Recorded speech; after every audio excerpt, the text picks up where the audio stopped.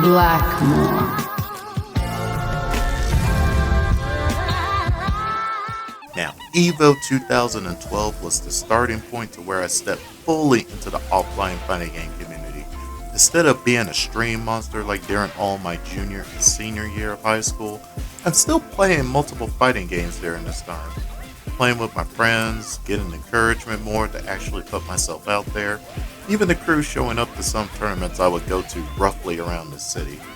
Everyone should have a crew of your friends to support and push you out there, even if you're the one terrorizing them in these games. Ah, that's my boy! That's my boy! Yes, sir! Yes, sir! God damn him! God.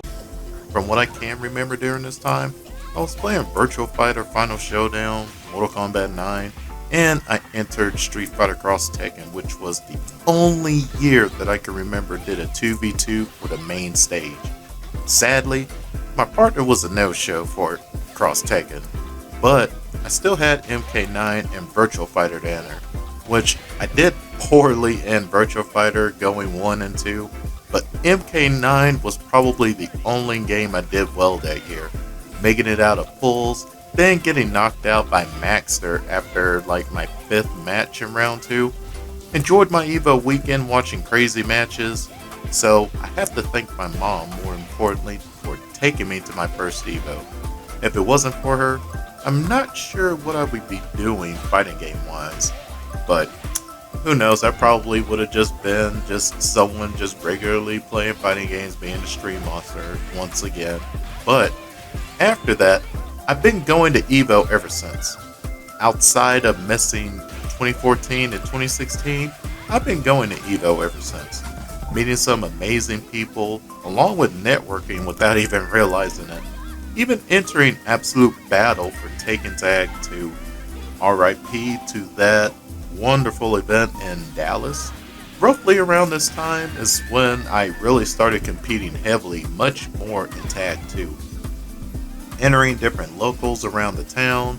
Shout out to Black Star once again. He was pretty much my online training partner through multiple fighting games I tried competing in over the years.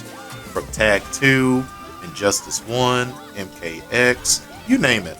During the Injustice 1 days, I was like floating around, going to test your mind, doing some tournaments here and there around town, and also just hanging out at my local community college and just really just trying to like start up a fighting game community within my specific town when I already had like a few players in the city next over, but I really wanted to try to homegrown and establish something for within my hometown and just let it flourish and really just have a bunch of people being able to play, because it sucks when you're the only person that really just enjoyed fighting games like that, or ones that you really come across. But I ended up running into quite a few other players like myself within my town, maybe just like 1 or 2 people, but we end up like traveling to so many different places,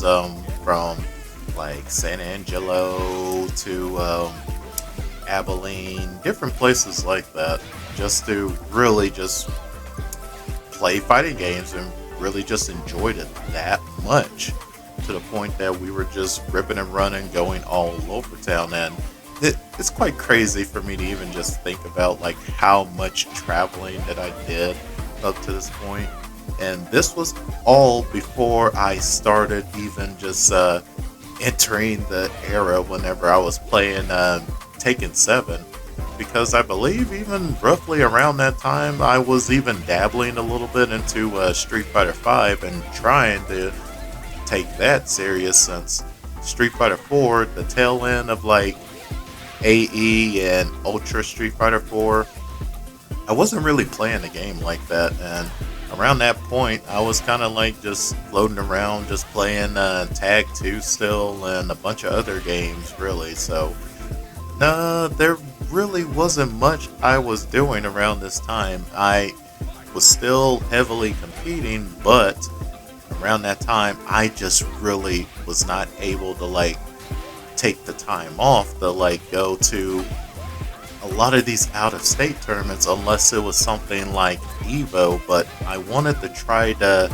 go to multiple out-of-state tournaments, and I would see so many people that I would like watch and that would play that would always be able to find a way to like get there. So it inspired me more to really just find a way of either changing my job positions or try to get higher pay and much more time off. Just the different things like that is what really got me going to really just sit there and go, okay, I'm going to try to grind out much more in these games. I'm tired of like just sitting on the sidelines and just really watching so many of these different players and stuff. I want to at least prove myself and give a shot, because oh boy, the biggest mistake that I would say like early on whenever you're really trying to like be a competitor is that you're playing multiple fighting games all at once and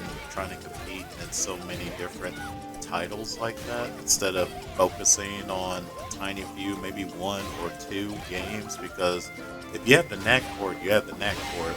But if you don't, it can be very struggling to try to like pull a lot of your memory of this game goes to that one and stuff like that. So you end up like overlapping a lot of your different skills that you've acquired, that you sometimes end up crossing the wires and thinking, oh, I'm not playing Injustice, I'm playing KOF 14 right now. So things like that can happen, which I've seen that happen before. Even it's happened to me myself. Next video, I'll be talking about my time with Taken 7 and how much this game changed my life as a competitor and content creator later down the line. But I'll catch y'all next time. If you enjoyed the video, please like, subscribe, hit that bell to always stay up and catch the new video. Discord link will be in the description too. Catch y'all later. Peace.